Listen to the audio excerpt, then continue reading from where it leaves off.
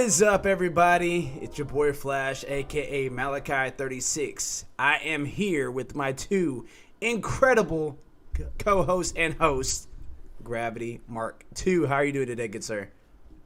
I'm doing pretty well, sir. Can't complain, can't complain. Oh, yeah. And we got much to talk about, first and foremost. Okay, I mean, because you and I, over the weekend, saw Demon Slayer, which we're going to talk about in a second. But yes. That's all I got to say about that.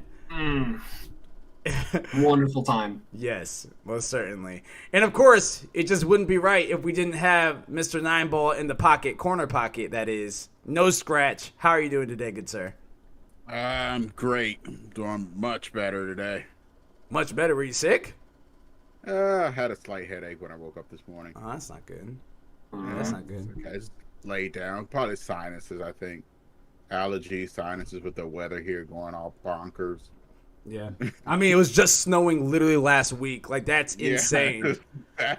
We're in April now. We're at the end of April, actually. Mind you. We're at the end of April, and we had snow. Like, not just like a little drizzle of snow. We had snow. It was legit snow. It was like covering cars. It was in the streets. It was pandemonium is what it was. It was open the front door and saying, what the age is this? Yeah, man. Like, it was like, what? A whole nother monster. I'm going back to bed. Yeah. I'll try again tomorrow. Mm-hmm. Yeah. The weather got confused. But you know what can also help that headache is if you get yourself a Raise Energy. If you go to reppsports.com, type in ALWT Gaming at checkout, get 15% off. That's 15% off. I had to do it right off the bat because we haven't talked about Raise Energy in a while. You know what I mean? And they got new flavors that's coming out. They got new workout supplements and the little powdered sugars and all that good stuff that you can put inside your drinks. Come on now. Come on. All right. I don't know if that really works for headaches. Powdered sugars. It has sugars before a workout. That's you want that creatine. Well, creatine. I think you want after. Mm-hmm. I can't remember. You know what? It's been a while. It's been a while since I've actually used my degree for anything. Well, to be fair, it has caffeine, which does help with headaches there, 9 Ball. Doesn't have sugar, but it does have caffeine. But enough about that, though, guys. We have about 6 different stories to talk about. But before we jump into that, today I saw from Wario64. Wario64. And you guys are not following him on Twitter. You guys are slacking. But he posted out there today earlier of something that caught my eye. And I was just like, hey, sorry. Abs 3315 just hosted the show with a viewer, so thank you very much again for that. Hey, thanks, Ab. Yeah, it came through my speakers, and I was just not ready. I was going to say, you were at full Octodad for a second. Yeah, I wasn't expecting that. It just threw me off. Anyway, yeah, so with that being said, like, I saw an image on Wario64's page and all that good stuff. He always has pretty good stuff out there, and I was like, all right, cool. But then I had to double take a look at it, and I was just like, I heard about a Demon Slayer video game that's coming, and I took a second look, and I saw that he's posted something about Demon Slayer, and it did not have the video game. It said Demon Slayer Kimetsu no Yaiba Mugen Train, and I was like, wait a minute. I took a little closer look at it. They went ahead and put the Mugen Train on the PlayStation Store. Like, that is fan-freaking-tastic. I don't know. I'm assuming Funimation is on Xbox. I know it's on. I believe so. Yeah, I'm pretty sure it is. Funimation's kind of. I would say it's weird what's going on with it. Because it's on my Nintendo Switch. It's on my Nintendo Switch, so it's definitely there. But I don't know if it's on Xbox. I would assume it is. I'm checking Amazon itself. It should be on there. Yeah, but even so, for anyone that is wanting to watch Mugen Train, and you guys have a PlayStation 4 at the very least, you guys can find this in the PlayStation Store. I'm assuming it's through the PlayStation Store. I'm assuming it's on Funimation, but if it's not, it showed where you can actually buy it through the PlayStation Store, which that is awesome because that movie just came out literally last week. And if you guys have been itching to watch Demon Slayer, I'm telling you guys, that is a banger of a movie.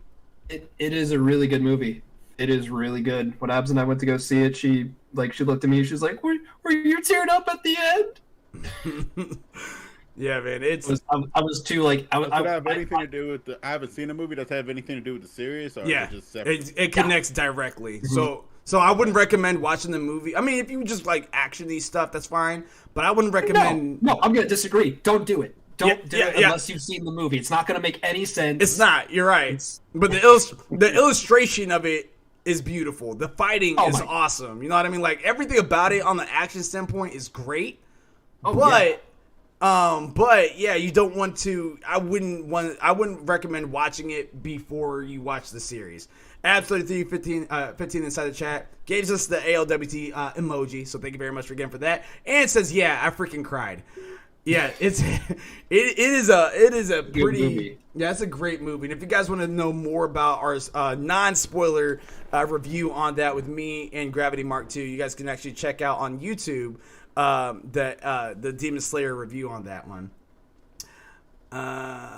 Okay. LMAO, Gravity is using the green screen to hide the background, not to change it. There, okay, all right.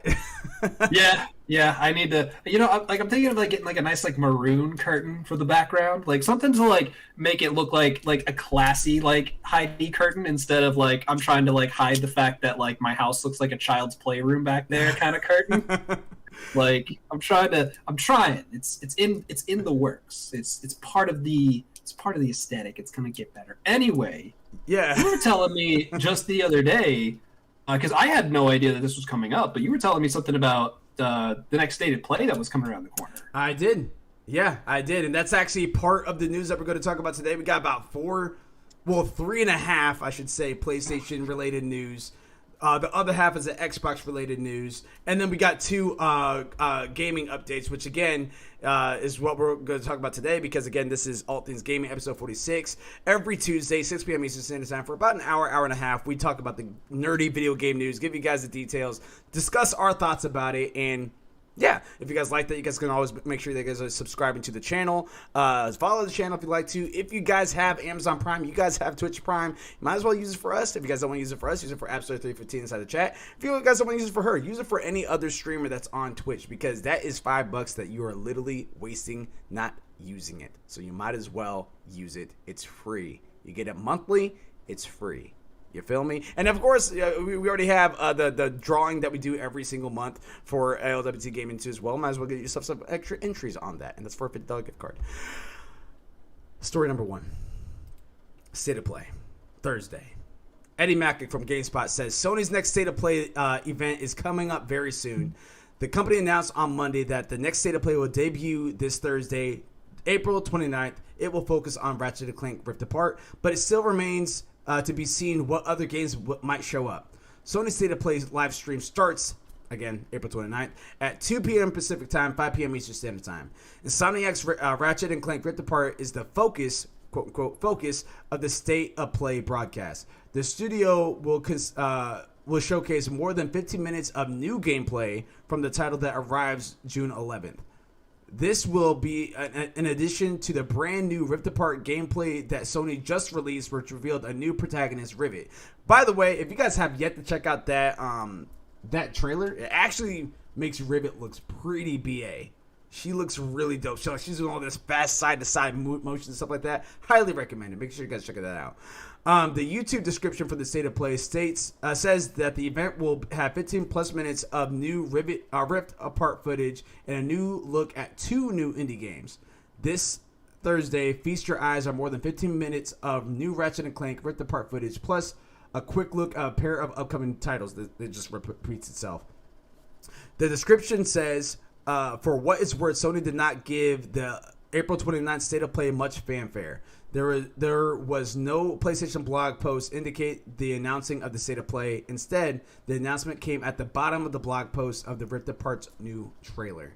So there you have it. So primarily what's going to be happening this coming Thursday is literally State of Play. It's just going to be something simple. Just kind of show some gameplay. Primarily is going to be Ratchet & Clank. The whole thing might be about 45 minutes. Maybe about an hour. We'll just have to see. But yeah, so that's what's going to be kind of coming out with that. But again, the biggest focus is Ratchet and Clank, which looks absolutely stunning on this. What are your guys' first thoughts about Ratchet and Clank? And then what are your guys' predictions for the the 2 indie titles that they're going to show that remain unnamed? What do you think that those are going to be? Starting with you, Nineball. Well, I don't know much about Ratchet and Clank because, like I said, I was late to the PlayStation train. I actually was Xbox most of the time. Before that, I was mostly Nintendo. I played like a bit of PlayStation 1, but that was it. And PlayStation 2 died, so that's my PlayStation experience. It looks good, Ratchet and Clank. It looks like a great. I'll probably get it for the PS5, definitely. As for the 2 other games, I don't know. I mean, you were talking about it earlier. You said Sifu. I can see that one showing up. It's been showing up a lot. I was reading, I want to say PC Gamer the other day, and they was talking about Sifu. Mm-hmm. The other one, I'm not sure for the second one. I'm hoping Silent Hill. It's crap. That's not an indie game. It can be. Just let it. You can if you let it. I'll let you dream. I'll let you dream. No, they probably, but that would have probably go if it comes out. They keep talking about it, keeps hinting around more and more. If that one comes out, I'll probably be doing the E3 convention. They'll probably launch that one. That's what I would assume too. Yeah, this one I don't think is probably gonna be that long. I'm thinking 30, 45 minutes probably for this one. Gonna be like a bit of a showing of a couple of upcoming games. That's probably gonna be it. Heard that. What about you there, Gravity? I kind of in the same boat with Nineball a little bit in terms of Ratchet and Clank. I, for the most part, was a Nintendo kid, so I had mostly like Game Boys growing up. I didn't really have like too much. Like I did have like my N64, but I did have like my PS2 that like I just played the heck out of. But for whatever reason, Ratchet and Clank was just never something on my radar that I ever really wanted to play. Mm-hmm. And it wasn't until I got my PSP, like my very first PSP. And it had Ratchet and Clank as a free game that came with the bundle, and I was like, oh sure, fine. And I had a blast with it. Like it was really fun. It just wasn't like fun enough for me to like feel like I needed to go back and play the other games. And so like from what I've seen with this game so far, it looks great. Like it absolutely looks like stunning. Visually, it looks stunning. The way that it's running looks stunning. Like in just the way that they're really trying to reduce the amount of load screens. I personally am really a huge fan of that. But my thing is at the end of the day, like, am I gonna spend a bunch of money on Ratchet and Clank?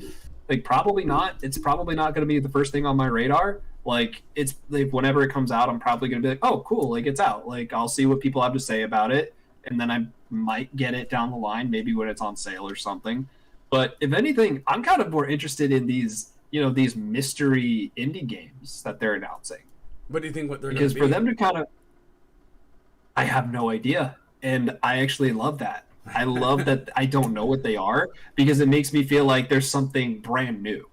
Like if whatever these indie games are going to be, I really hope that they're just not sequel games. I hope it's not like, oh, here's like a. It could be. It might be. Like I and to me, like the mystery is what is kind of catching me because I really hope it's something like brand new, so that way like Sony can actually just kind of be like, hey, look at Ratchet and Clank, look at all these really great things with it. Oh yeah, by the way, we also have like 2 really awesome indie games that we're having come out. No big deal. Talk about that later. Because like I kind of want to get hyped about it. Like if it's something like if there's something really good and they're just like kind of like giving us a little teaser about what these indie games are going to be, like if they're good, I'm going to want to know more. But at the same time, I also don't want it to be just like, oh, and here's 2 indie games just to like, fill in the hour. Like something tells me that they wouldn't just add in 2 indie games just to fill in the hour. Whatever it is, to me, I'm hoping that it's something that, they're proud to put their stamp on. That's something that they really want to show to the world. Hopefully something that really implements the PS5. Hopefully something that utilizes the DualSense controller a little bit more. But we'll have to see. I think, and that's the thing. So first and foremost, you guys already know, PlayStation's been my favorite system forever. I had a Super Nintendo, I had an N64. I even had an Xbox for a time. I had an Xbox on 2 different occasions. and just couldn't do it. like I just couldn't do it. And then I think It felt too dirty. no, I mean like I would try it. I picked it up. Take it back. It's too dirty. I picked it up literally for one game, and that was Gears of War, because I was trying to play with the former crewmate and everything, and we just never played together, and it was sat there. And then at the time, my ex, like, she got into gaming, but she wasn't really like as much as a gamer that I was. So when I was out there and she was in the mood to watch Netflix, she'd go inside the back and she'd go ahead and watch Netflix. But then she's just like, "What's going on here?" And then you had to have Xbox Gold to watch Netflix. And that was like, yeah, what? you had to have that. And I was just like, what? And so, yeah, because at that point, like, I'm PlayStation 3, you didn't have to even pay for internet just to play games, period.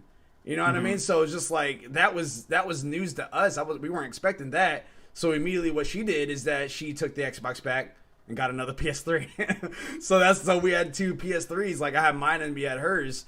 And that was just kind of the way that we kind of did things on that. But I had a Game Boy Advance. I used to have a Game Boy Advance and everything. So I definitely have been pretty versed in different game systems and everything like that. But PlayStation was always the one I gravitated to. But even me being a Sony head, if you will, I never really fully immersed myself inside Ratchet and Clank.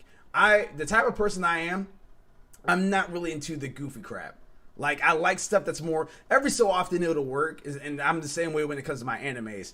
Every so often it'll work, and it will just grab me, and it'll be good. Like just now, I just now got on board with Fairy Tail.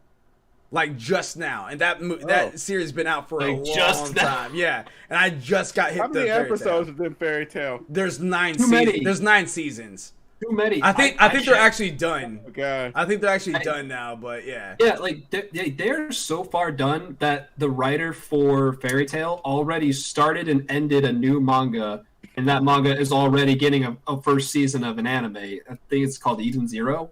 Mm-hmm. So like that's how old this show is. Yeah, like that's how old this is. Like, he's already started and ended a whole nother series. Ohio's inside the chat just says, "LMAO, you beat me to it. I was about to call you out." Like, I'm assuming he's talking about and now that I'm like really getting into a Fairy Tail, but it took me a minute to get past that point. Like, that's just not the type of. That's not. Don't feel bad. I haven't really watched it myself. Like, I really didn't hit those types of animes. I got halfway through episode 201 and just paused it for a few years and just haven't picked it up since. See, and that's the thing. I'm not even there yet, but it is starting to become more. There's still parts that I can do without. It, but now there's enough action and enough plotline to keep me interested. As far as the whole beginning portion of it, It took me bugging him for 2 years. That's what Ohio just said. But I'm just saying, like that's just normally not me. So normally when I see stuff like that in a video game and an anime, I'm usually turned off by almost immediately by that. Of course, again, my whole experience with Final Fantasy VII has gave me a whole new outlook on all things entertainment. So I will at least give it a good try, especially if I'm hearing that it's really good. That's how I was able to get past Black Clover, because that first 20 episodes of Black Clover, slow as crap. The old me would have just been like, all right, this is done. I'm done with this.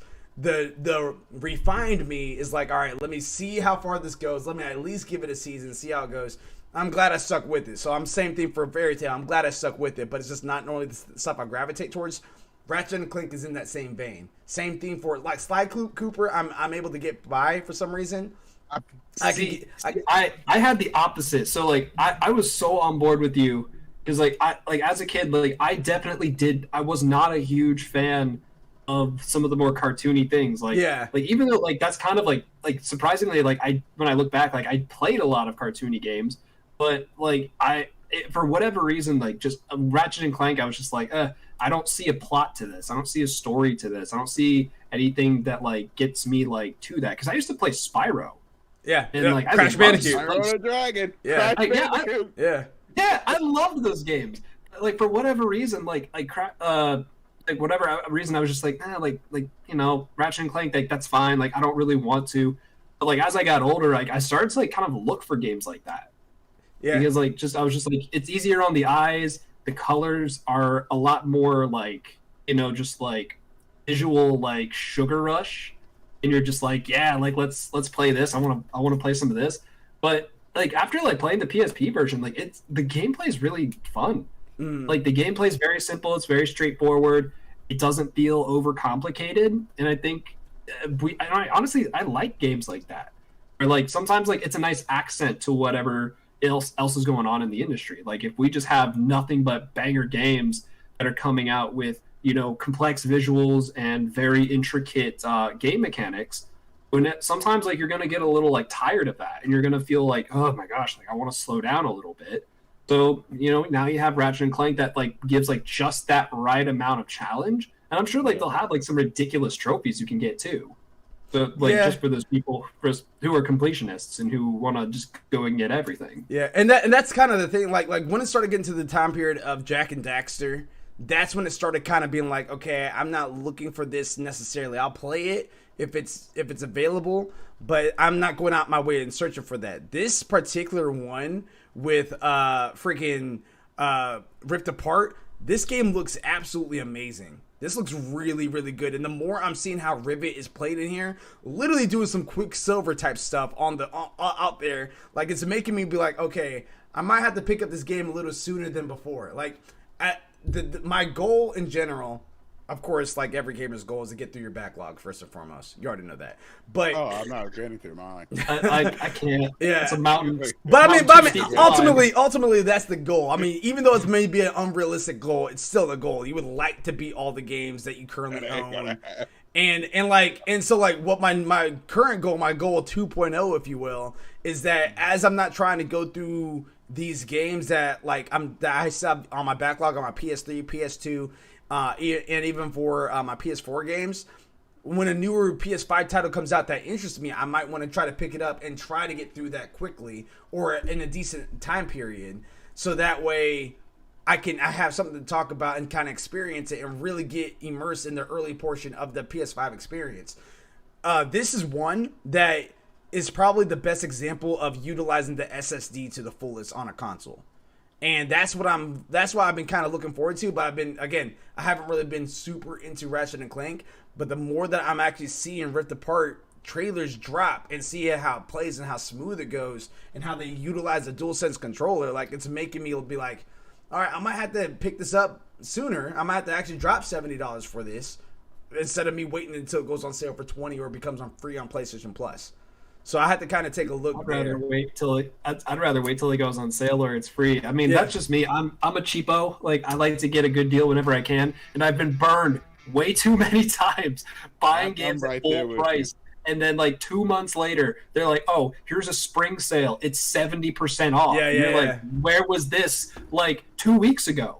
Like, I just paid you $70 and you're practically giving it away for free now.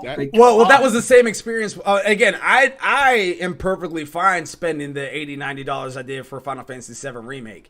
For anyone that last month that jumped on the train, you guys were able to pick up that, which was kind of funny, Game of the Year for free. Literally the full game for free last month. So there's always that chance that that's going to happen. It just comes down to what is that value to you. For me, it was completely worth it. True. It is true because you are right, because they did have Final Fantasy VII Remake that came out last month. Granted, that was only the base PS4 version, and so you can't really carry it over to the PS5. You can't really get any of the updates that come with it down the line with any story expansions. So there are limits to it.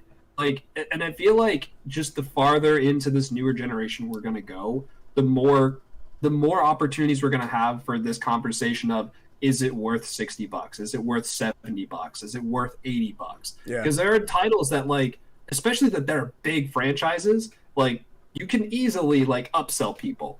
There have been games that I bought the deluxe version just because I love it. Final Fantasy, I'll definitely give them money. Honestly, anything from Square Enix, I'll give you money if I really love it, either Final Fantasy or Kingdom Hearts.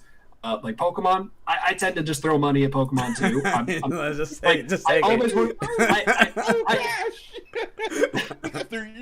ball, go!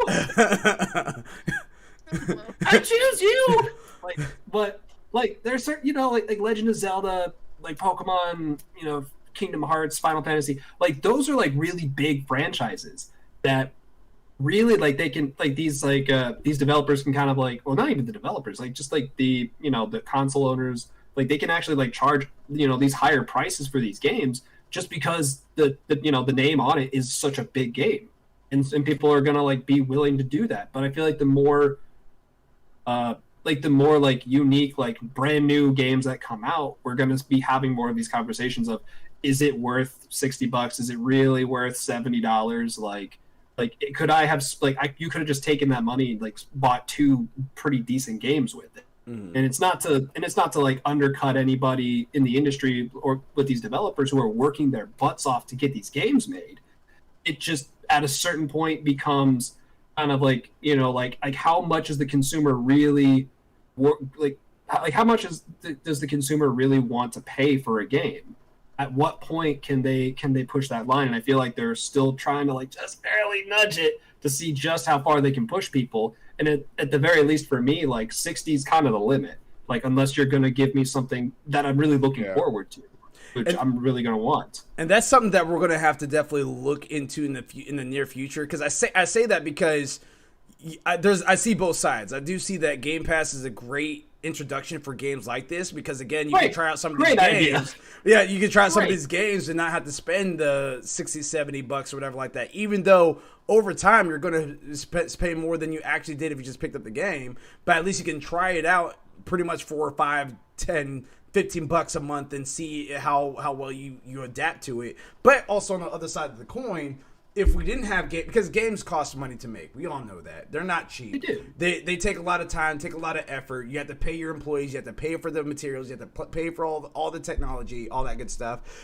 With that being said, if we didn't have games that cost $60-$70 or whatever, we probably wouldn't have games like God of War. We probably wouldn't have games like Ghost of Tsushima and Final Fantasy VII Remake and even Elder Scrolls or anything like that. So it's kind of a balance thing. Like, yes, I see Game Pass being a great thing, especially for if it's something that's unknown. But at the same time, as gamers, we are taking those risks. Because before, back in the day, we were able to just tell if a game was tight because of a trailer, a CGI trailer at that. We didn't even have to see gameplay. If the CGI trailer was dope, chances are those games dope. You know what I mean? But now you can be deceived by stuff like that because so many different people are they put all this money inside the CGI's marketing because they were able to kind of notice that, and then you could just have the gameplay be crap, and it's just like, okay, now I just spent $60-$70 for this. So it's kind of like it literally is like a orange and apples type scenario. Like you're kind of weighing it out. I definitely want to give a shout out. Yep, Abs3315 inside the chat. Also give a shout out for Sweating Llama for another sub. Appreciate you. Definitely appreciate that for sure. I think the two indie games that's going to show up there before we go on over to story number 2. I think the two indie games, I think it's going to be something that we've seen before. I don't think it's going to be anything brand new. I want it to be new. Yeah, I want to see something from Studio Japan.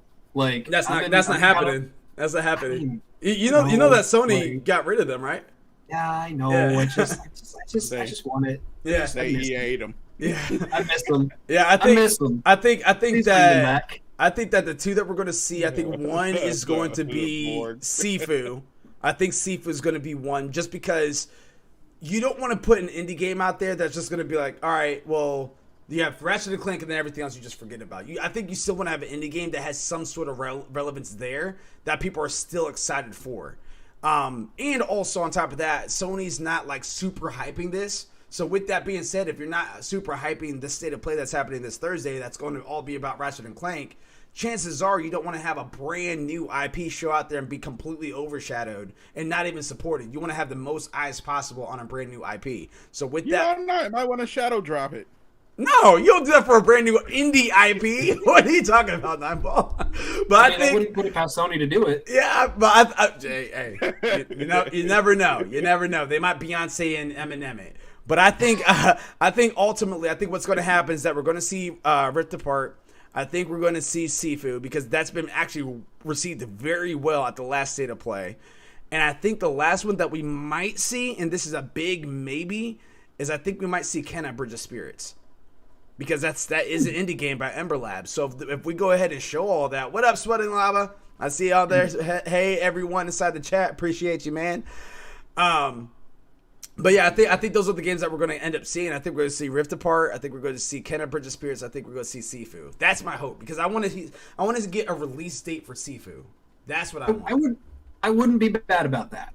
You know, like how about like, Solar Ash? That is another one. That's another one that might show up. Yeah. Ooh, that's a good one. Popped in my head just now. I was like, oh. Yeah, there's actually quite a. I mean, because you have Stray, which I don't think that's going to be doing as well, but people are hyped about that for some reason. So you have Stray, you have Solar Ash, you got what's that?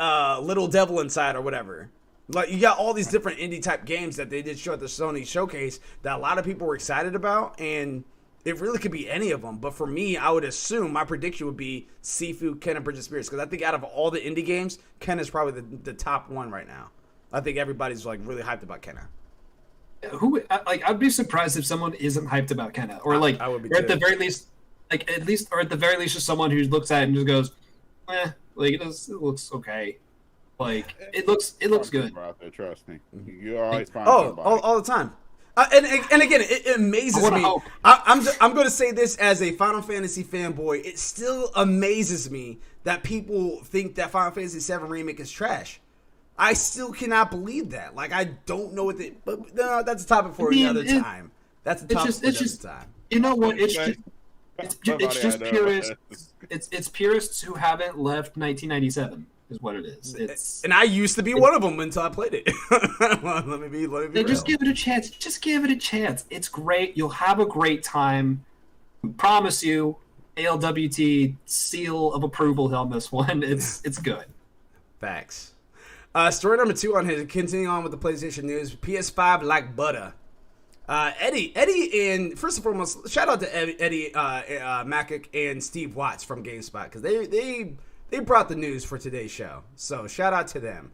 But Eddie Macic from GameSpot, a new system software update for the PlayStation 5 has arrived, but don't expect much in a way of big changes. All right, that makes sense because I just said before the stream, I don't know what was really all that different from what I have. I mean, I never had any issue with my PS5 recently, but yeah, I know that this is supposed to be system performance enhancements. I had an issue with my PS4 the other day. But on here it says, so it's on the way. The patch notes for the new update version 21.01-03.10.00 mentioned that this update is all about improving system performance. The single sentence patch note states the system software update improves system performance. This is the second PS5 patch in April, following a much bigger one earlier in the month that, among other things, introduced the ability to copy games off your internal SSD to free up space for new downloads. This patch also fixed the annoying disk drive noise issue. Updates that improve system performance are normal and expected for PS5, and while patch notes may not be available at all that extensive, better system performance is always appreciated.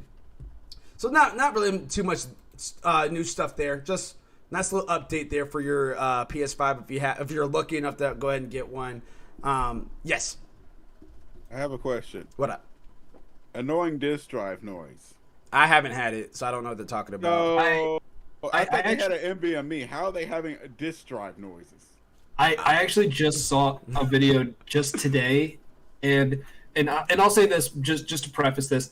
I don't know if this annoying disk drive noise was caused specifically just by having a game in there, or if it was just because this person was being stupid and put a PS1 game in their PS5 to see what would happen. Yeah. Is it like that vaping? Yeah, don't blow smoke in your Xbox Series X, people. Come on now. Don't do it. Like, give it some love. Like, give your Series S some love. Give your Series X some love. Just give your console some love, okay? Like, just give them some love. Have a nice little space over here for them. But like, no, I know what noise you're talking about, because when this person like put in the disc, and again, I don't know if it was just trying really hard because it was trying to read a PS1 disc or what, but like the noise was just terrible. And I was like, oh God, like why is it making that noise? Like it is like aggressively trying to read this game. And I just chalked it up. It was, oh dude, it was like, oh geez. I feel like probably one of the better ways to describe it is like it was just it was terrible. Like if you guys like ever, well, you had your PS2 like crap out on you. Like, did you ever like put a game into like one of your older consoles and it just sounded like it was reading it a little too aggressively to the point where you're just like, okay, I need to turn this off because it's gonna like. Well, to be fair, in mine, I had a childhood friend that sprayed Windex in my PS2, thinking that was gonna clean it out. You know, like. Wait, did he ask you about this first? Was he just like, no, trust me, bro, you gotta try. Actually, you're almost verbatim how you just said it. Trust me, this is gonna clean it. Cleaned out mine. It's exactly how he said it. And like I said, he ruined our PS2. And me being stupid, I believed him. So it was just like, all right. But yeah, you're not stupid. You're just very considerate. I wasn't as you wise. Give people the benefit of the doubt. Oh, okay. It's good quality. We'll go with that answer. we'll go with that. We'll go with that response. But yeah, I mean, I like the noise to your answer there, Nineball. The noise in the PS5. Honestly, there's been times where I forgot my PS5 is on. I haven't and this is just me speaking from my own experience. I haven't had any issues concerning that. I had issues, a couple minor issues here and there at launch, as far as like broadcasting would go. Outside of that, I haven't, and then maybe like towards the middle endish portion of my sorry, chat abs. My PS4 Pro has never lets me forget the sound. It sounds like an F16. Yeah, it kind of that's what it's nice. Yeah, hey, Ohio's right there with you because I'm telling you, his vacuum cleaner's always in the background. You know what I mean? Take cover. Yep, Apex for real. But yeah, no, I was about to say the only issues I've ever had was towards the Ab says I'm in the battlefield. Facts. I think that the only issue I've really had was towards the beginning was broadcasting issues. And then also, sorry, this whole topic just completely flipped. Ohio says, "Hey, don't talk about my jet engine." But yeah. Like I was about to say, the only issues I had was broadcasting at the very beginning, and this was when I was still trying to figure it out. Ever since then, I haven't had any more broadcasting issues. And towards the end, when I mean end, I'm talking like maybe like a month ago, where I started experiencing controller drift on my my PS5 DualSense. It's fixed. I went ahead and bought another controller anyway, but I got my DualSense controller back from Sony. They fixed it for free. Everything was cool and everything like that. So good. Yeah, so I got 2 controllers now. So I'm always good to go. But I mean, like the one. I still have the one, and I'm just worried. I'm worried for this thing. Like I don't want anything to happen to this. So like I try to. I mean, I was telling you, like glass case and I do. I gotta just break if necessary. Like because the other thing is that that I was actually telling Malachi just the other day is that I actually feel kind of bad sometimes, like because like most of the games that I play are just some of my backlog so far. So they're all PlayStation 4 games. Yeah, but all of my PlayStation 4 controllers have stick drift to some extent. Like one of my controllers has stick drift on the left stick. Another controller has stick drift on the right stick. Like it's just not consistent. And like it sucks. So like I'll play like some of my PS4 games on my PS5 with the controller, but I feel guilty playing it like that because I'm like I don't want to like use up all of this potential on these games. Yeah. And then by the time I get to like maybe Ratchet and Clank, whatever it comes out. And then I'm like, cool, let's go. And then I'm like, okay. So I go, no, we got to fix this. Like, I just don't want that to happen. So I might have to get another controller at some point, like you did, just to have like as a backup. But that one I definitely will put in glass. I'll have like a little hammer next to it. That's actually what I did. That's actually what I did. I got my other controller from GameSpot or GameStop, and I went ahead and I got the little warranty and all that good stuff. So it's good for a year. PlayStation controller itself, once you get the console, it's already good for a year warranty already. So chances are, like, if you're good for the year, chances are you'll be good for at least longer than that time period. You probably have a good controller. I am actually shocked that you went through so many PS4 controllers because I actually still have my PS4 controller here. I got another one that's down there, and it's my red one that's the worst. Yeah, this is 2 of mine. Yeah, so. I went through one and I still have it. Like my other 2 that I have, my white one and my red one, the one I just showed you, those have been pretty fun. Playing Doom. You're just that mad. Just either you guys have bad luck or you guys are gamers. You guys are absolute gamers. I mean, like I ended up getting my red controller as like a last resort because my first controller, like the stick drift got so bad when I was playing Jedi Fallen Order that like I would go down the ramps, and every time I'd go down the ramp, the stick drift would just happen, and I would just like having to slide right off to the left, where I'm just like, hold on. As the stream is going on right now, ALWT315 just played the Titanic flute. Like the terrible Titanic flute right now, so it just threw me off. That was every single time, and I was like I stopped. I was in the middle of playing, and I was like, I'm going to GameStop. I'm getting a new controller. This is ridiculous. That's why I got 2 controllers now. Yeah, and that's actually I've always wanted to have 2 controllers, especially when we start because here soon in the next month. Still some more stuff to come as far as like my personal life, but eventually it's going to get to a point to where I have people over. If we have a couch sitting game, I want to make sure that I have both controls available, especially if it's a PS5 game and they both have DualSense. That's going to be a good time. You know what I mean? So very curious to see how that's all going to. You'll have to just bring my controller with me. Yeah. I'm just very.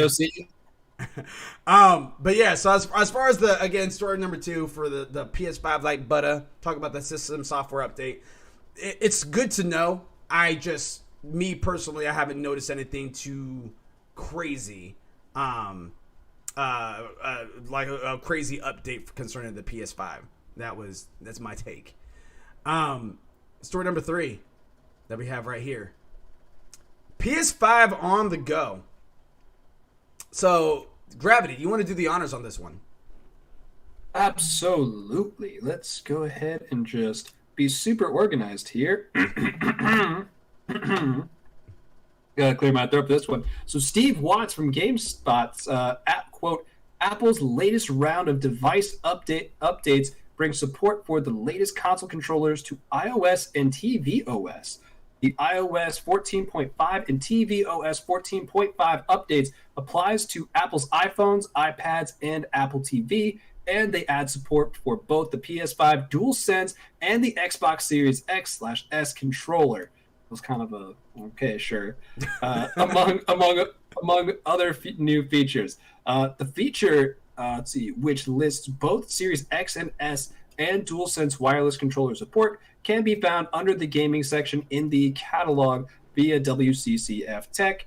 The same update number is used for the latest tvOS firmware, which will update any Apple TV devices that you have. The controller support on tvOS isn't too surprising, as we've heard reports that Apple is phasing out its TV remote's ability to double as a gaming controller. Instead, the newer version of the remote will prompt you to connect to a supported wireless controller like those from PlayStation or Xbox, or to use the older Apple TV remote. So that is really interesting because you and I, we were actually kind of, as we were going over some of these before we started, this was actually one that I was really interested in. Yeah. And solely for the, solely for the idea, especially for what, Apple Arcade, whenever they're trying to get that, fully up and going. I'm wondering now, are there going to be games on Apple Arcade that might take advantage of the DualSense functionality? Or is it just going to function as just a regular old controller? Now that's kind of a mixed thing, because if I'm not mistaken, if I remember correctly, I know the article had mentioned that other developers and gamers and collectors, they were testing out the DualSense on other devices, and though it would work, it didn't actually trigger, have any haptic feedbacks, didn't have any resistant triggers or anything like that. I think even the PS5 controller can work on a Nintendo Switch. I think it can even do something like that. Or it doesn't work on the PS4, but it works on the PS3 or PS2.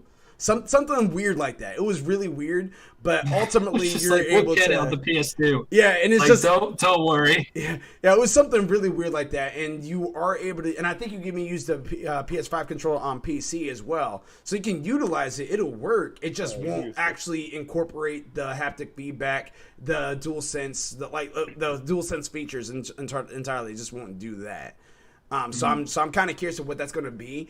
When I pulled this article initially, it seemed like that the Apple devices and Android devices are actually going to, developer-wise, are going to try to utilize the DualSense features, which is very interesting to me. I'm not the one that, I mean, I'll play on mobile games every so often, everything like that. You are much more of a mobile gamer than I am. I'm the type that if I'm at home, I like to go ahead and just be right in front of my TV and just tear it up. You know what I mean? But you are the type that, like, you know what, I might feel like doing this one day. You know what, I might want to go for a walk and go ahead and play Ghost of Tsushima on my iPhone or something. You know what I mean? So, so ultimately, I think that people that like to travel and that like to have that option of playing games anywhere, and I say the term anywhere loosely because some games are really, even though they might be on mobile, it's not truly anywhere. Like, you can't just be out there in the middle of a pond playing a game and you have no reception. So, how do you know? Yeah. But yeah, so I saw just put a tower right there in the middle of the lake. Yeah. So I mean underwater cell phone tower. Yeah. So we kind of talked about a little bit of our thoughts about it. 9Ball, what does this news do for you as far as, are you inside the mobile side? Or are you more of like I like to just have my stuff docked and played and whatever the case is? What does this do for you? Not too much. I'm not really an Apple fan. Well, yeah, it's Android too. Yeah, I don't really play a lot of games on my phone. Like, most of the games I usually play on my phone, it'll probably be like Duel Links, or I used to play Hearthstone, stuff like that. Really, nothing that really requires that big of a controller. I'm not really playing like Ghost of Tsushima or anything like that, because that stuff probably kills your batteries. I mean, I play The Room on my tablet every now and again when the kids were over, because they take over everything else. so and that stuff eats your batteries quick. I mean, I think it's good. I mean, that it can. I'm not surprised that it's. I don't know what to think about the haptic feedback though. Most game systems like that try to encourage you to use whatever controller you want to use. Mm-hmm. Like, for example, you brought up the PC. Yeah, you can use a PlayStation 5 controller, you can use a PlayStation 4 controller, you can use at the same time, you can use a Xbox Series X controller, you can use a 360 controller, you might be able to use a Stadia controller, you can use a Steam controller, you can use a Mad Catz controller. Most things like that really encourage you to use whatever controller you want to. They're not really picky on them. Mm-hmm. Having games that force you to use, let's say you have a game that maybe a shooter game that maybe requires you to use haptic feedback or something like that, will sort of bottleneck people in to a certain type of controller or a certain type of thing. Otherwise, you can't get this game unless you have this peripheral to go along with it. And that part is interesting, because I don't think that's the way that this is going to go. And I say that because even on the PS5 itself, you can go to your settings and turn that feature completely off. You don't even have to use the DualSense features at all if you don't want to. So I'm kind of curious of how developers are going to implement that on other stuff that's not on PS5. Is that okay for them to do? I don't know. I'm very curious to see how all this is going to kind of go. Yeah, it's going to be depending on how far Sony wants to take it. I think Sony should take. I mean, if you're going to take it all the way. Yeah, heard that.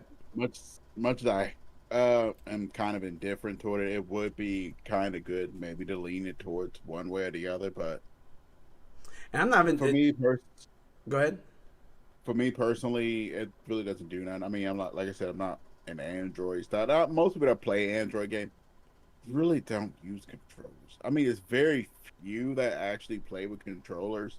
Most people don't really play with a ton of controllers on theirs. They usually play like I think if it was a Game Pass game, that would be different, because that's kind of what Game Pass is trying to do. If it's like intended for Android and intended for iPhone like Pokemon Go, then yeah, you're not going to use a controller. But Gears of War 5, if I'm not mistaken, is actually on the mobile portion of Game Pass. So for that one, you would want to use... Yeah, you would want to use a controller. I know they have League of Legends Wild Rift is on there as well. I believe you can use a controller on that one. Plus, I actually see, before I go off, Diablo Immortal showed up again.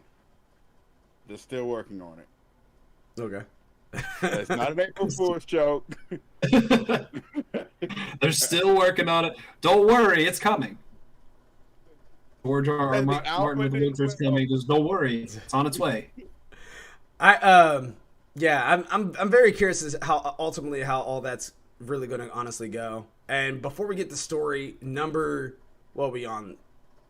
4? Wow, we're on story number 4. Before we get to story number 4, I want to take a little quick peek at what we have here for our fantasy gaming league. All right, got to throw this out there, and I say that because this Friday Returnal comes out, and that's either going to hit some banger points for Zaka TV, aka It's the 9 Ball, or it's going to. I don't think it's going to do bad. You know what? I don't think it's going to do bad at all. I think it's going to be either mediocre or amazing. I don't think it's going to happen. So very curious how all this is going to go. Got to give a shout out to Ash for the 100 bits. Thank you. Or 200. Kappa. Thank you very much for that. Ohio says, so is Elder Scrolls 6 ...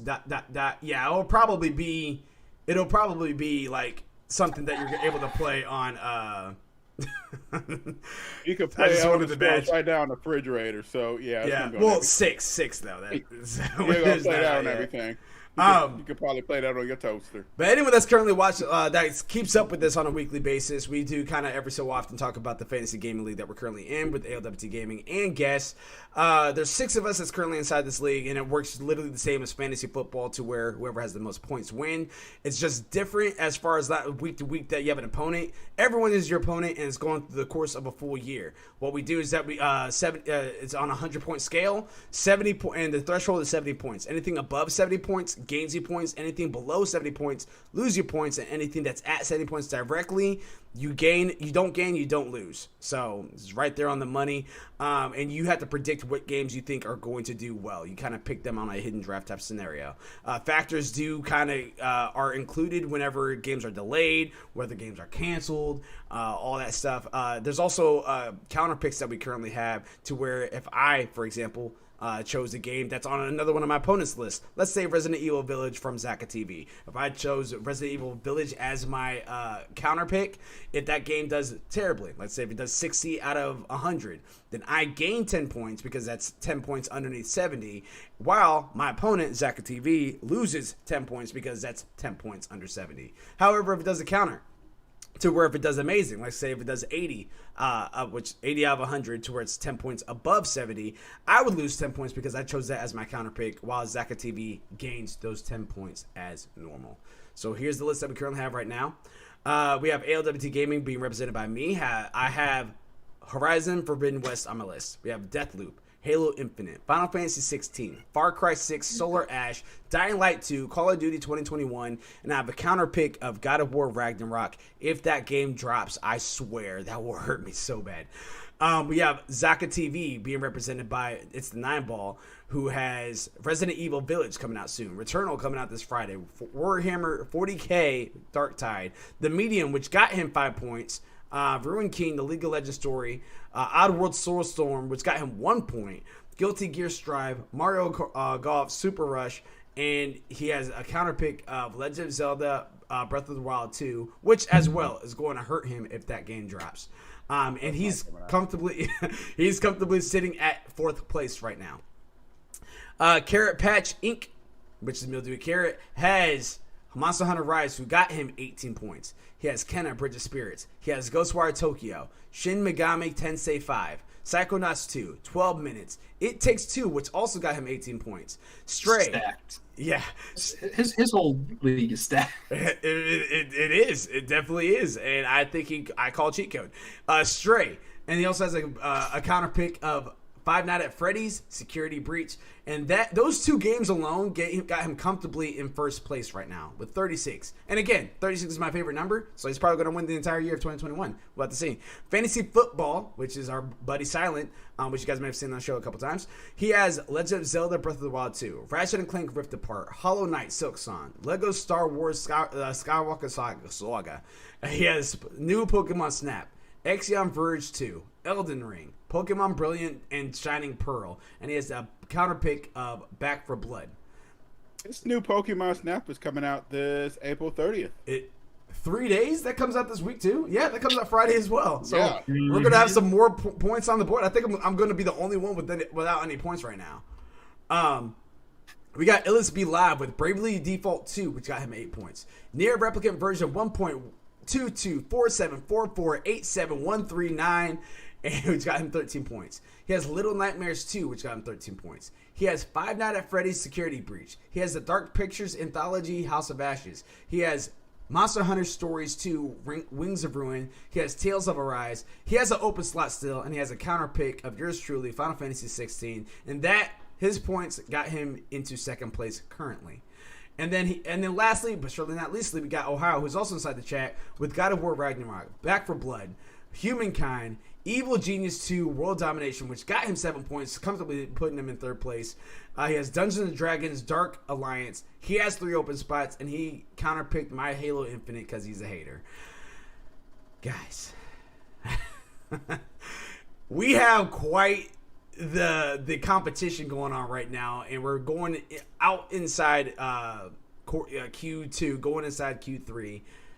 Very curious to see how this year is going to end with all the counter picks that we currently have and estimations of games that's dropping. I see Mildewy inside the chat, which is our number one person that's leading our our stuff. Let me see. Abs inside the chat says, haha, 9-ball. No, Ohio says LMAO maybe. My toaster is a Samsung. Okay. Love the facial expressions. This is all talking about your Elder Scrolls 6, by the way. I'm dead but high. Mildewy Carrot. Yeah, man. Feel better, man. Get some ginger ale. Get yourself a raised energy. Not really, but get yourself a ginger ale or something. You definitely feel what? Wouldn't that be a thing if that just turned out to be the cure? The raised energy, yeah. Raised energy. Yep. Just have that be the cure. Yeah. Type in some ALWT Gaming at checkout and save surprise. yourself some money. You know what I mean? He says because it's not 2006. Just saying. L. He got you, Cam. All right. But yeah. So going on over to story number 4, getting the best for the best. So going on for this one again, Steve Watts from GameSpot. One of our top TV picks is on sale with a nice bonus offer. The LG CX OLED 4K TV is the best 4K TV to buy for the PS5 and Xbox Series X. And with the limited time bonus offer, you get a free LG PL5 portable speaker thrown in for free. The 55-inch TV is $1,300, while the 65-inch and 77-inch model goes up to $1,950 and $3,200, respectively. You'll get the free speaker with any size you pick. The CX OLED series include G-Sync capability via FreeSync in game mode, HDMI 2.1 support, and a 120 hertz refresh rate. Yeah, the OLED panel supports vibrant colors and deep black levels, especially with HDR enabled games. So if you guys are looking for a TV, trying to get yourself a Xbox Series X or a PS5, and you want to just make it look immaculate, might as well check that out.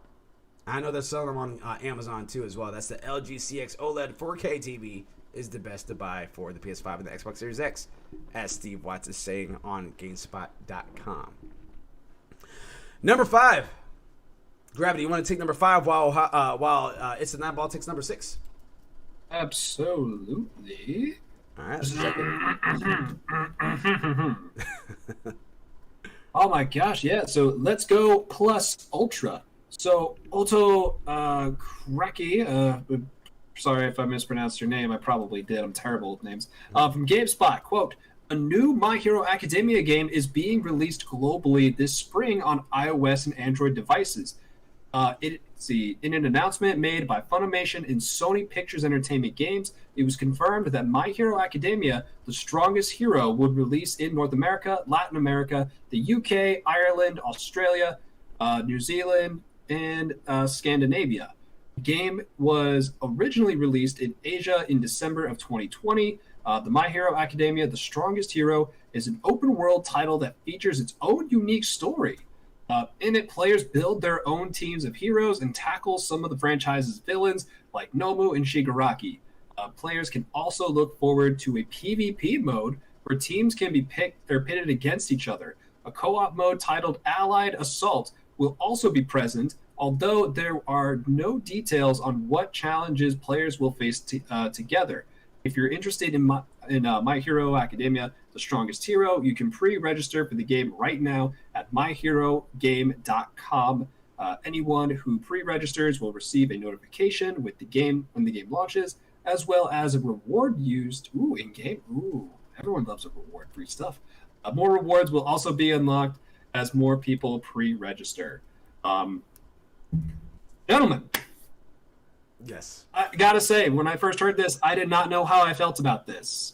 Kind of interested in it now. I'm even more so thinking that you could create your. I wonder if you could create your own hero. I really hope so. That's what I'm really hoping. When I saw that it was free, it was like open world. Genshin Impact was kind of the first thing that came to my mind. So I don't know if it's that open world or, how open world it is. Maybe if it's like open world in the sense of like 7DS on Android and iOS, because that's kind of like open world-ish, but like it's more so like just different like areas you can kind of run around in on a map. Mm-hmm. But I am interested to see what it's all going to be about. As you know, I do some mobile gaming. I've been doing like less of it as the years go on, just because I really like if I'm going to invest in a mobile game, I really want to make sure that it's a game that I really want to stick with. And as you guys know, I love me some My Hero Academia. Fully caught up on the manga, so definitely a huge fan of it. So I'm actually gonna after this, I'm probably gonna pre-register for the game myself, so that way I can get a little extra reward going into it, because you know me, I like being rewarded for being lazy. All I have to do. You just want my email? You're going to give me a reward? Sure, here you go. Just don't spam me. I think it's definitely... give me my bad email address. Yeah, it's definitely... So, first and foremost, inside the chat, open world, exclamation mark. Exclamation mark with a question mark. You have my attention. This is news I'm here for. Good job, team. DC Universe, open world. That's what Ohio's kind of saying inside the chat. We get a few yeets from Abs3315. Yes, LMAO from Ohio. I fully agree. I think if this is anything like DC Universe, but for me, I was playing DC Universe back when you had to pay to play. All right. Back in that day. Yeah, back in my day. It was paying to play. It eventually became free to play. With you could play that particular content and everything like that. But ultimately, it was actually really cool of how they have it. And if My Hero Academia is going to be anything like that, we're in for a freaking treat, guys. Especially if you can make your own hero or villain.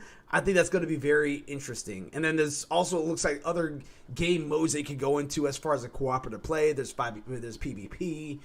It just seems, and it's all going to be different. It's like a non-canon game story plot line that's still inside the same universe as, Deku and Bakugo and all them. So I think that's going to be really cool. Yeah. I cannot wait. I cannot wait, actually. Are you looking at a trailer right now? I'm looking at some pictures, and I've got to say, it looks good. It looks good. I'm not going to lie. It looks good. This is like the sports festival arena. Oh, dude, this is like the beach that Deku picked up. You can actually run around it. You know what? We're gonna have to talk more about this. We're definitely gonna have to talk more about this, because just looking at it, it looks really good. I know, Nine Ball. There's not a whole lot. You're more inside the more classical and the old school type animes and everything like that. But hearing this news, go ahead. I'm very excited. So there you go. Okay. Shut me up and call me Susie. There goes the thing. I didn't watch much of it. I didn't really think nothing of it till my niece came by one day. She started watching it. She asked me to watch it with her, and I thought it was kind of fun and interesting. Mm-hmm. But I like the direction they're going. They're not trying to, let's say, keep retelling the same story. They're going, okay, we're gonna do our own story. You make your own hero. You're gonna face some of the same hero villains, but it's still interesting. I think it's gonna be great. So here, so this is gonna look a little terrible just because it's gonna be on my camera. I do apologize, but just to kind of show what this game looks like, let me see if I can actually get that up a little closer. So that's what we're looking at, gentlemen. This is like the level of open world that they're going for. Interesting. Also, too, it sounds like they got in-game content going in there. You know, I love me some. One thing I love is some MMOs. I love getting to some in-game content. I also love playing around. I also like that they're taking the direction of PvP too. I want to see how they do it with team versus team. We have like capture the flag or hold point mining. That stuff they can just reference easily the anime. There's so much like training stuff and exercise stuff that they throw inside the anime. Yeah. You can make that easily game modes inside this game. Easily. So very, very exciting stuff right there. 1v1 me, Cam. I got you, fam. I got you. No, that sounds so... You know what? We might need to do a stream when it goes live. I'm down for it. I'm down for it. Do a PvP stream. Yeah, I'm here for the shenanigans.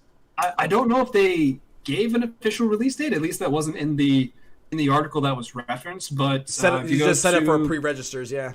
Yeah. So, but if you go to the website that was mentioned, I can try to track that down here real quick. But if you go to the website, you pre-register for it. You'll receive a notification letting you know when it's about to go live, which is it's around here somewhere. myherogame.com. Go ahead, check it out. Pre-register for it. It looks fun. My biggest thing is that I hope it has controller support, because that was one of my issues for Genshin Impact, was that I actually was wanting to play it on my phone, because every time I tried to play it on my console, I was just I don't want to play this on my console. I'd rather just play this on my phone. And it actually runs really well on my phone. It's just that it doesn't have controller support. So you have to slide your hands all over the screen. You're taking up precious real estate there. And it's just sometimes you might miss a tap. And I don't know if that bothers you guys, but that irks the heck out of me. I can't stand it. You get the smudges all over your screen. I'd rather just play it on a controller and have that little hookup, so that way you're just playing it like that. So I hope it has controller support. But regardless, I'm definitely going to be playing this when it goes live. Good thing they have that PS5 that might get the haptic. Oh! Well, but again, I don't know if that's right then. I don't know if that's going to actually be the answer, because that's still technically controller support. I don't know if that would actually. We'll have to see. But Ohio inside the chat says, I'm about to go plus ultra. You about to go plus ultra nothing. It's going to cast these L's, buddy.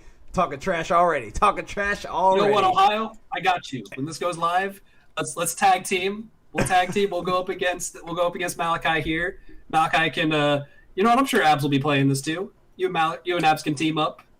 I'll probably go on it. Yeah, let's go. Hey, let's go. My Hero you know what? Abs, I got you, girl. Let's do it. I got you, Abs. Abs. Make it happen. Yeah, we'll have a little make tournament. This happen. Of a little lobby. This sounds interesting. It sounds interesting. It sounds pretty good. I like the direction, and I like how it sounds. And the world sounds interesting. I got to watch more of it. Like I said, I watched some of it with my niece. And it seemed interesting where you got superheroes, and you got a boy that basically got his powers from All Might, which is spoilers. No, I'm just kidding. No, I'm just kidding. It's at the very beginning. I'm clearly kidding. The whole purpose of the whole show. You can just read that in the biopsy. Yeah. But as somebody who's fully caught up on the manga right now, I'm just gonna be that guy for a second. The story is absolutely amazing. What they've shown in the anime, super great. What they haven't shown yet in the anime is also going to be really great. So just knowing all of that information, just looking forward to what this game is going to look like down the road, I'm stoked. I'm super excited for it. Sorry, You sorry. are dying over Well, there. I You are mean, dying. the chat is cracking me up. All right, like, yeah, you saw what he said. Yeah, I did. I said, That's- no, it's not like Attack on Titan. What does predictable? Oh, that's funny. Now that we're kind of going along the first and foremost, if you guys haven't checked it out, make sure you guys are checking that out. Again, My Hero Academia, or My Hero game.com, right? Yeah, myherogame.com. My Hero Dave. Yeah, make sure you guys are checking that out there, so that way you guys can pre-register all that good stuff. I'm definitely going to be pre-registering it. I know Gravity is. Sounds like 9ball's on board too. Let's go ahead and get this business. But before we get to this business, we're going to go on to story number 6. It's on you there. It's 9ball talking about some Outriders. Pressure's on. All right.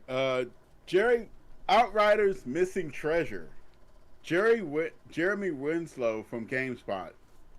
Developer people can fly is slowly addressing Outriders inventory wipe glitch. Not everyone will see all items in their inventory restored. Hold on, stop that. Your face, Gravity. Because this scenario is Gravity all the way. This is Gravity all the way. Yeah, it did it to him. It's very near and dear to my heart. I just saw it on your face. Oh, how I was cracking up inside the chat. It's back to you, 9ball. Sorry, I couldn't keep that in. Not everyone will see all the items in their inventory restored. The studio has placed affected users in a separate group to compartmentalize specific cases, but most people should expect around 20 legendaries to be restored. You might have to choose carefully there. Sometime soon. In a lengthy Reddit post, senior community manager Toby Palm outlined the process People Can Fly is undergoing to restore the inventories of those affected players. It starts by splitting the players into 3 groups. Groups A, B, and C to determine the severity of the glitch's impact. Group A has... I'm not getting my stuff back. They're just put them in Group C. Just give them a cookie. Is it the worst? With characters labeled unplayable due to the glitch and error message when connecting to Outrider servers.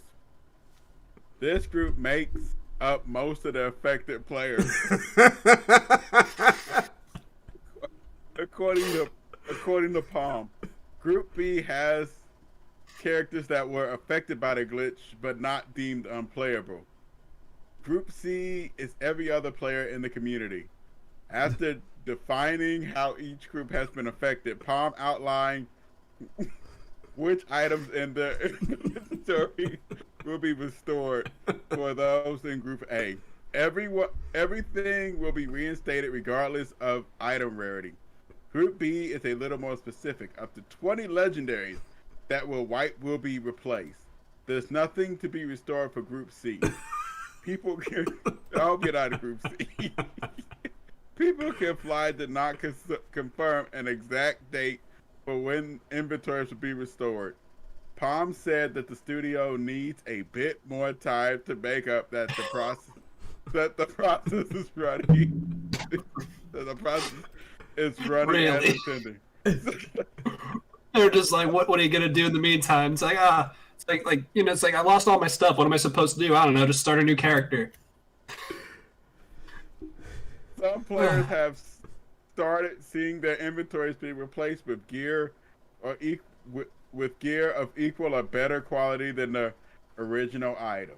So if you were to fire up right now, Gravity, if you were to fire up, actually, are you able to fire it up just to see where you're at? You know what? Sure. You know what? Screw it. Yeah, let me fire it up. Let me see. The last time I tried this, it was still unplayable.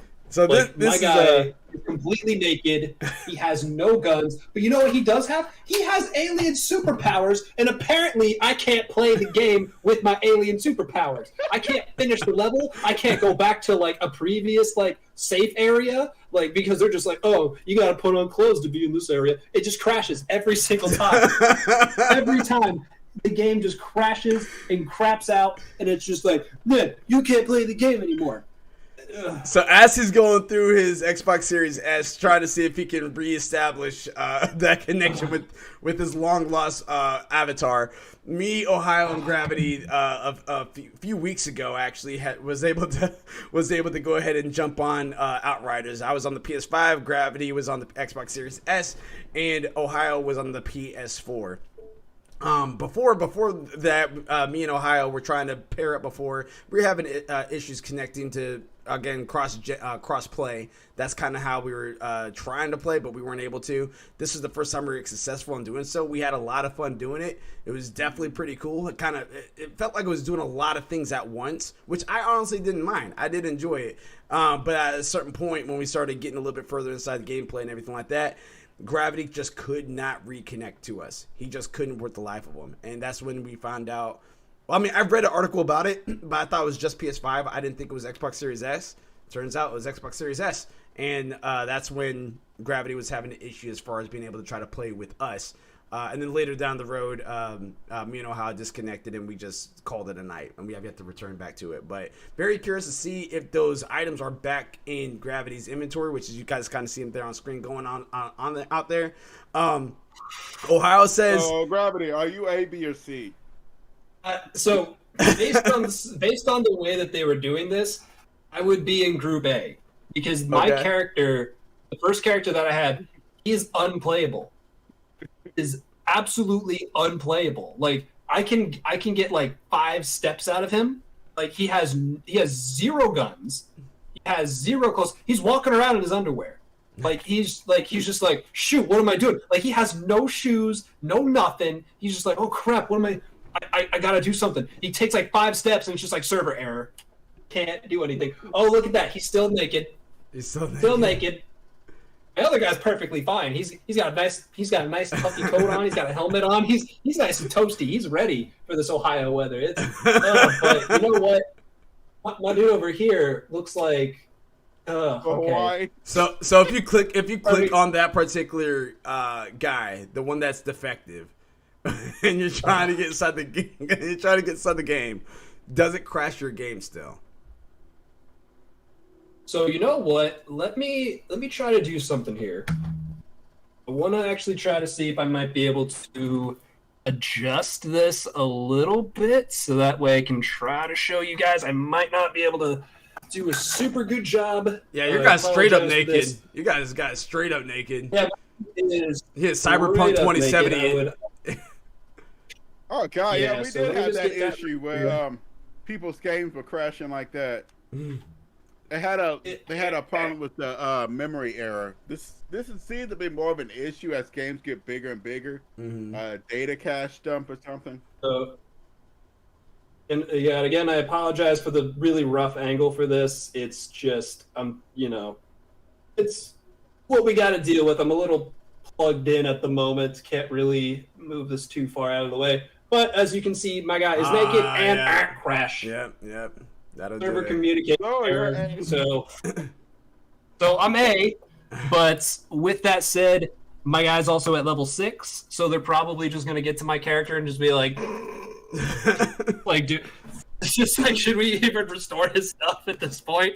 That's crazy. Like, no, he's not. He's not gonna notice. They're not gonna notice. It's fine. So there you have it. That's the little update that we currently have. Still more time to come as far as us trying to see if Gravity will be able to restore once his former avatar, or if he's just going to have to make a new with the current one that he created. So I'm probably just going to stick with the guy I created. Like he's a higher level. He's got better stuff. Like he's not anything impressive, honestly, but he's at least not level 6. Like, and I think that's the biggest thing is that, like, I feel like I almost don't have room to complain about it because I'm just like, oh, you're just level 6, you didn't lose anything. You know what? That sucks that it happened at level 6. Yeah, it is because we were going through a boss fight. We were going through a boss fight.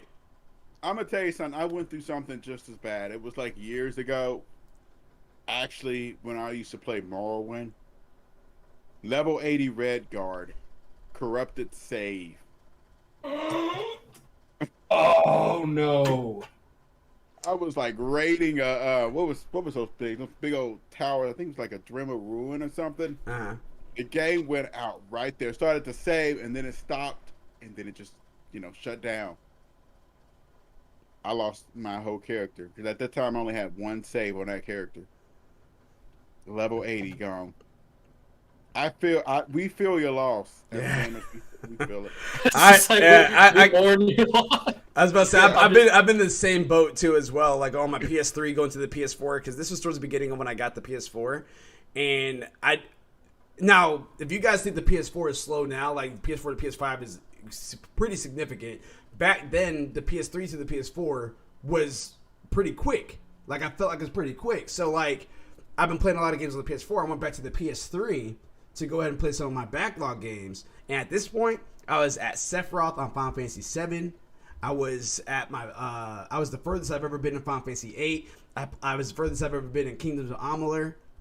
Like I had games on games on games that I was just getting through and just really far in. And then I was part of my PS3. I was letting it go through. It had like some sort of weird update, and it's one of those things where it said, "Don't turn it off." Like don't power it off, and it was there for a minute, and I was just like, this is taking forever. Like, did it freeze? Like, it literally looked like it froze. But after I powered it off, I was like, wait a minute, I've been playing the PS4 all this time. PS4 is faster than the PS3. I turned it back on, it restructured everything, all of my save data that wasn't online, like my DC Universe Online was still there because it was saved in the cloud online.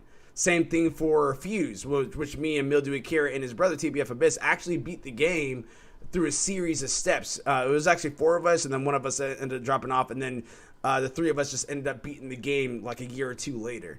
But yeah, so I put in all this time inside Final Fantasy VII, put all this time inside Final Fantasy VIII, put all this time inside Kingdoms of Amalur. Literally did all of this time in several different games, all gone. All of it was gone. So I had to start all the way over. Yeah. So So as Nineball said, I feel your pain.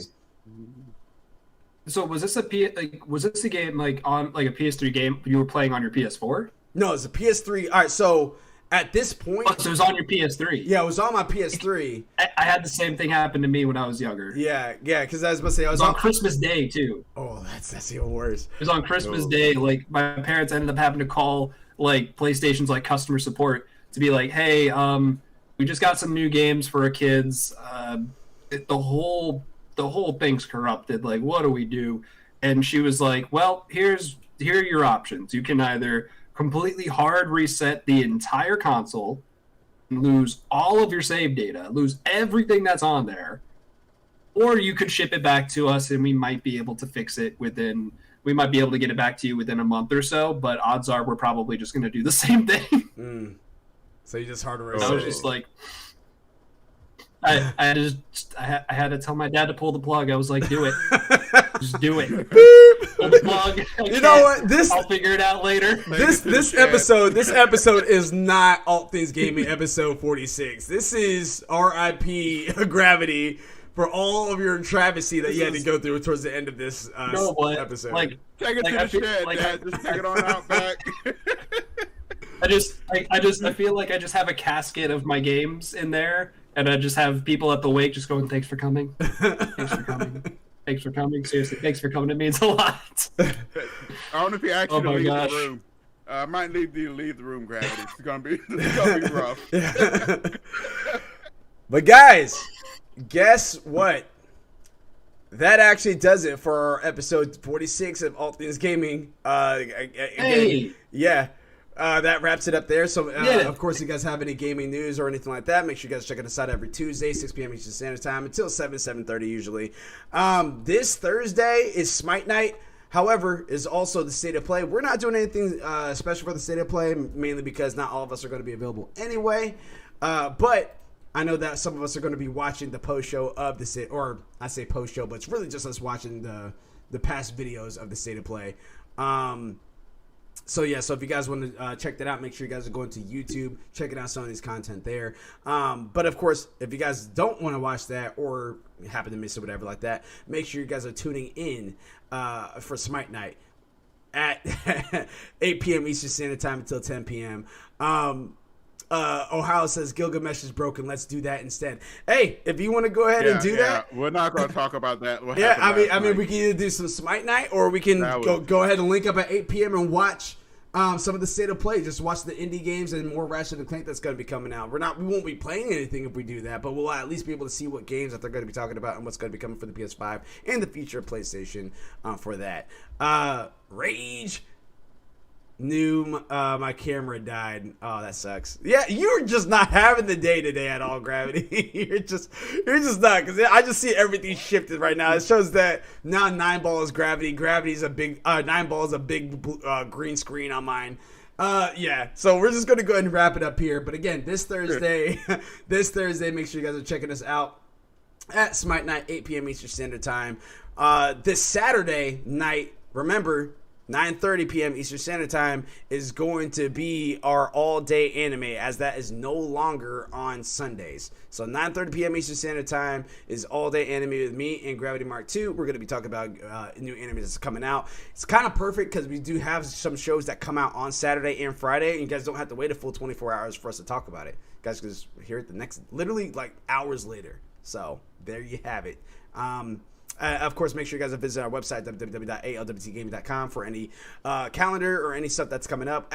We do actually have a 9 to 5 segment that's coming up in like 3 weeks. Not this Saturday, not next Saturday, but the Saturday after that. So definitely good stuff there. We're going to talk about what games we're going to be playing there. And yes, that is it. 9-ball. I almost called you Gravity because I just looked over at your name tag and it says Gravity Mark II, but I know it's not you. 9-ball. Do you have anything to say to the people before we dip on out of here? Just be safe, stay safe, and Gravity, hang in there. We don't know what's going on. Your stuff just breaking down right now. It's all day. And one last reminder again, if you guys want to hear our thoughts about the Demon Slayer Mugen Train over the weekend, normally we would have that on Anchor and various different social media platforms, but this is actually just going to be a YouTube special, so it's only going to be on YouTube. If you guys want to check it out, make sure you guys go to youtube.com, type in ALWT Gaming, and you guys can check out the Mugen Train review right there. And yeah, it's some great stuff. Highly recommend it. Yes. Until next time, everybody, Control Alt complete. Gravity's on the chat says complete. Oh, I love it. Peace.